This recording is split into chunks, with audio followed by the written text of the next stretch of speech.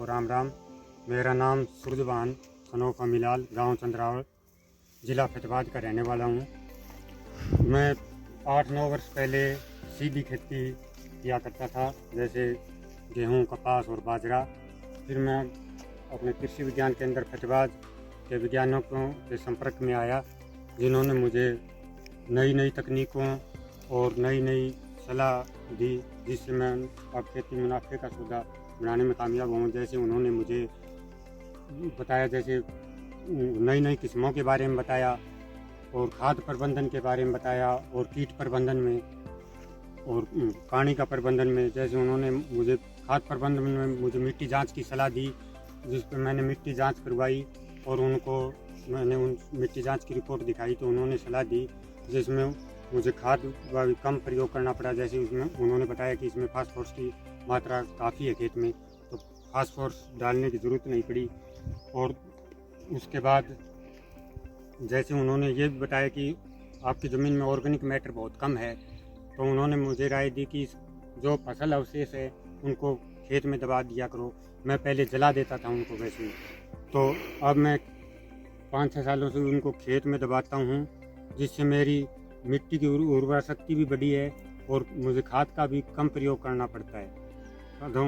और उन्होंने मुझे कीड़े बीमारियों के बारे में भी सही जानकारी दी। जैसे बीमारियों के लिए उन्होंने बीज उपचार बताया, तो मैं बीज उपचार करके बीजता हूँ।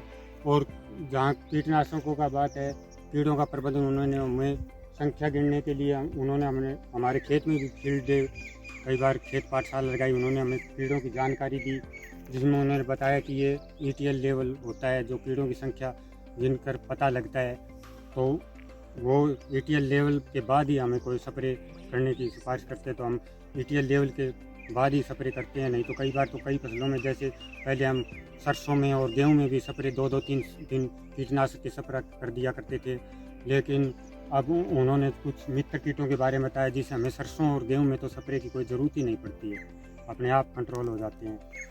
और उन्होंने हमें जैसे पानी प्रबंधन के लिए, हमारे यहाँ पानी की कमी रहती है, तो उन्होंने हमें ऐसी कई वैरायटियाँ बताई जो कम पानी में भी उतना ही उत्पादन दे देती है। जैसे गेहूं की हमें उन्होंने 1080 बताई, और सरसों में ये बाजरा में HB67, सरसों में RH30।